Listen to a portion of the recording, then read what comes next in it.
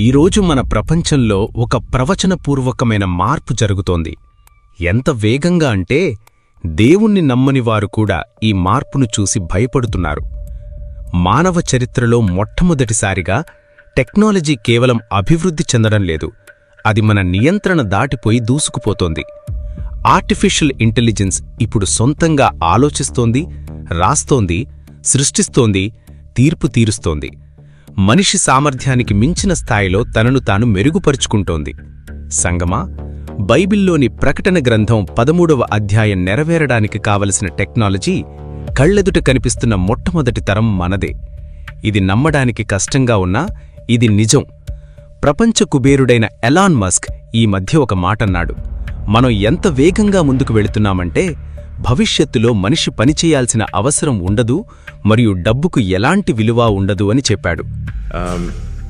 My prediction is that work will be optional. Optional.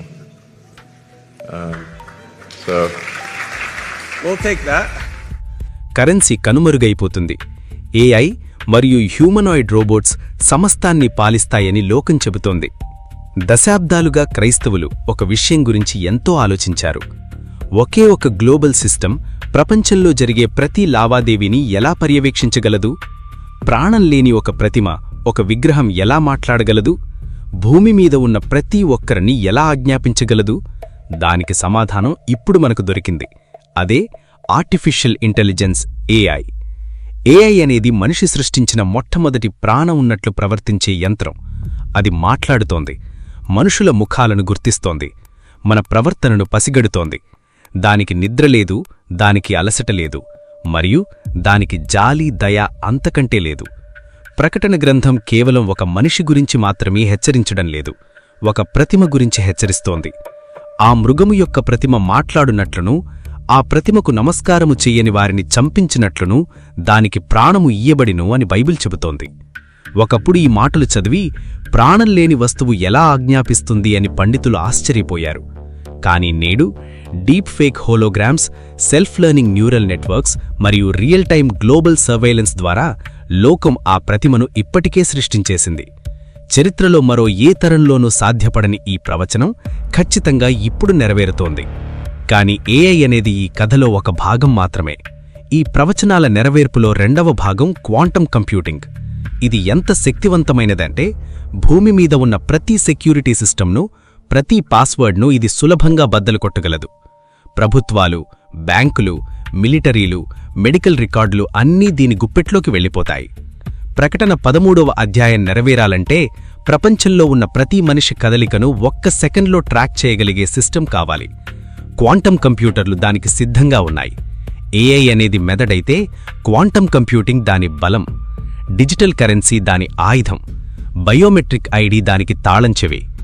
అంతేకాదు, భూమికి అడుగున స్విట్జర్లాండ్లో సర్న్ అనే చోట ప్రపంచంలోనే అత్యంత శక్తివంతమైన సైంటిఫిక్ మిషన్తో ప్రయోగాలు చేస్తున్నారు. వారు దేనికోసం వెతుకుతున్నారు? వేరే లోకాలకు, సమాంతర కోణాలకు దారులు వెతుకుతున్నారు.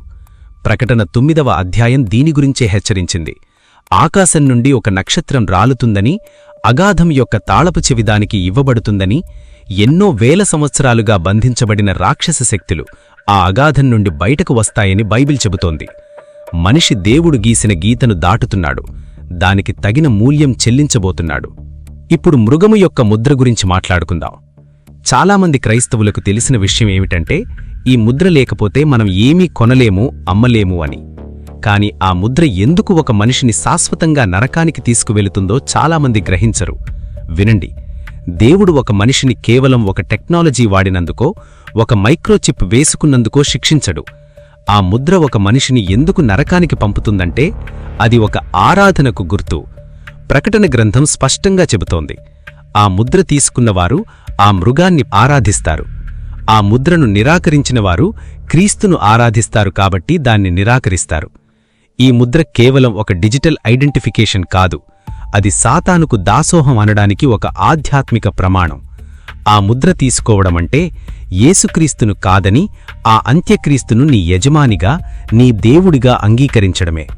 అందుకే ఒకసారి ఆ ముద్ర తీసుకున్న తర్వాత ఇక వెనక్కి తిరిగే అవకాశం లేదు, పశ్చాత్తాపపడడానికి అవకాశం లేదు. అది నీ ఆత్మను శాశ్వతంగా నరకానికి సీల్ చేస్తుంది. ఏఐ, డిజిటల్ ఎకానమీ అంతా సిద్ధమైన తర్వాత చివరిగా మానవాళి ముందు ఈ ఎంపిక ఉంచబడుతుంది: దేవుడా లేక సాతానువా అని. మనం 40 ఏళ్ల క్రితమున్న ప్రపంచంలో లేము. ఊహించనివి ఇప్పుడు మన కళ్ల ముందే జరుగుతున్నాయి. కొద్ది రోజుల్లో రాబోయే మరో ప్రమాదం సింగ్యులారిటీ, అంటే మనిషి ప్రమేయం లేకుండా ఏఐ తనంతట అదే నిర్ణయాలు తీసుకునే స్థాయికి చేరడం. గూగుల్ డీప్ మైండ్ సీఈఓ 2030 నాటికి సూపర్ ఇంటెలిజెంట్ ఏఐ వస్తుందని చెబితే, open AI CEO Sam Altman కేవలం కొన్ని వేల రోజుల్లో ఇది జరగబోతోందని హెచ్చరిస్తున్నాడు. సెంటియంట్ ఏఐ అంటే దానికి ప్రాణం ఉన్నట్లు సొంతంగా ఆలోచించే సామర్థ్యం రావడం. అది వస్తే అది ఇక మనిషికి సేవ చేసే సాధనం కాదు, అది మనిషిని శాసించే యంత్రంగా మారుతుంది. ఇది అంత్యక్రీస్తు సిస్టంకు ఎంతగా ఉపయోగపడుతుందో ఆలోచించండి. ఈరోజు యుద్ధాలు మనుషులు చేయడం లేదు. ఏఐ నడుపుతున్న డ్రోన్స్, F-16 ఫైటర్ జెట్స్ మనుషుల కంటే వేగంగా, ఖచ్చితంగా దాడి చేస్తున్నాయి. ప్రకటన 13:7 చెబుతోంది, పరిశుద్ధులతో యుద్ధం చేయుటకును వారిని జయించుటకును దానికి అధికారం ఇవ్వబడిను అని. సమస్త జనుల మీద ఆధిపత్యం చెలాయించడానికి ఈ ఏఐ టెక్నాలజీ ఖచ్చితంగా ఉపయోగపడుతుంది. మనం ఒక కొత్త యుగంలోకి అడుగుపెడుతున్నాం. ఇక్కడ మనుషులు తమ ఇష్టపూర్వకంగానే యంత్రాలతో కలిసిపోతారు.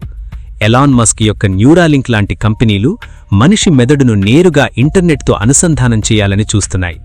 అంటే ఒక చిన్న బ్రెయిన్ చిప్ ద్వారా మీ ఆలోచనలను అప్లోడ్ చేయవచ్చు, డౌన్లోడ్ చేయవచ్చు. చూడ్డానికిది చాలా అద్భుతంగా అనిపించవచ్చు. అంధులకు చూపు వస్తుందని, పక్షవాతం ఉన్నవారు నడుస్తారని, ప్రపంచ జ్ఞానం అంతా ఒక్క సెకండ్లో మెదడులోకి వస్తుందని ఆశ చూపుతారు. కాని ఒకసారి మెదడుని యంత్రానికి కనెక్ట్ చేసిన తర్వాత ఆ మనిషికి స్వేచ్ఛ ఎక్కడుంటుంది? అది ఒక భయంకరమైన వల. మీ ఆలోచనలు మీవి కావు, మీ నిర్ణయాలు మీవి కావు. ఇది పూర్తిస్థాయి బానిసత్వం. దేవుడు ఇచ్చిన ఈ పవిత్రమైన శరీరాన్ని ఆర్టిఫిషియల్ ఇంటెలిజెన్స్తో కలపడం ద్వారా సాతాను ఏకఛత్రాధిపత్యం కోసం లోకాన్ని సిద్ధం చేస్తున్నాడు. నా ప్రియ సహోదరి, నా ప్రియ సహోదరుడా, ఈ టెక్నాలజీని, ఈ అభివృద్ధిని చూసి లోకం సంబరపడిపోవచ్చు. కాని దేవుని ఆత్మ కలిగినవాడిగా ఈరోజు నిన్ను నేను హెచ్చరిస్తున్నాను. ఈ ప్రపంచం దేవుణ్ణి పూర్తిగా పక్కన పెట్టేసి తన నాశనానికి తానే గోతులు తవ్వుకుంటోంది. ఆ మృగము యొక్క సిస్టమ్ మన కళ్ల ముందే నిర్మించబడుతోంది. ఒకవేళ ఆ రోజు రానే వస్తే, ఈ ముద్ర వేయించుకోకపోతే నీ ఉద్యోగం పోతుంది, నీ బ్యాంక్ అకౌంట్ ఆగిపోతుంది, నీ పిల్లలు ఆకలితో అలమటిస్తారు అని లోకం నిన్ను భయపెడితే, నా ప్రాణం పోయినా సరే నేను నా యేసయ్యను వదులుకోను అని ధైర్యంగా నిలబడే విశ్వాసం నీలో ఉందా? దేవుడు ఈ వీడియో ద్వారా నీతోనే మాట్లాడుతున్నాడు. నిన్ను నువ్వు సిద్ధపరుచుకోవాల్సిన సమయం ఇది. లోకాన్ని, ఈ లోక సంబంధమైన వ్యర్థమైన వాటిని ప్రేమించడం మానే. నీ ఆత్మను ఆ టెక్నాలజీకి అమ్ముకోకు. దేవుడు ఈరోజు నీకొక అవకాశమిస్తున్నాడు. నాతో పాటు నీ గుండెమీద చెయ్యి వేసుకుని కన్నీటితో ఈ ప్రార్థన చెయ్యి. దేవుని వైపు తిరిగి ఇలా అడుగు: యేసయ్యా, ఈ అంత్యదినాల్లో ఈ లోకమాయలో పడకుండా నా కళ్ళు తెరిచినందుకు వందనాలు. ఈ ప్రపంచం ఎంత భయంకరంగా మారుతున్నా నేను నీవైపే చూసేలా నన్ను బలపరచు. రేపు ఆ మృగము యొక్క ముద్రకు నేను లోబడకుండా, నా ప్రాణం పోయినా సరే నీకోసమే, నీ సత్యం కోసమే బ్రతికేలా నా విశ్వాసాన్ని దృఢపరచు. నా పాపాలను క్షమించు. నా హృదయంలో నీ పరిశుద్ధాత్మను నింపు. నన్ను, నా కుటుంబాన్ని నీ రాకడ కోసం ఇప్పుడే సిద్ధపరచు. ఆమేన్. Strength in grace. It's all about Jesus.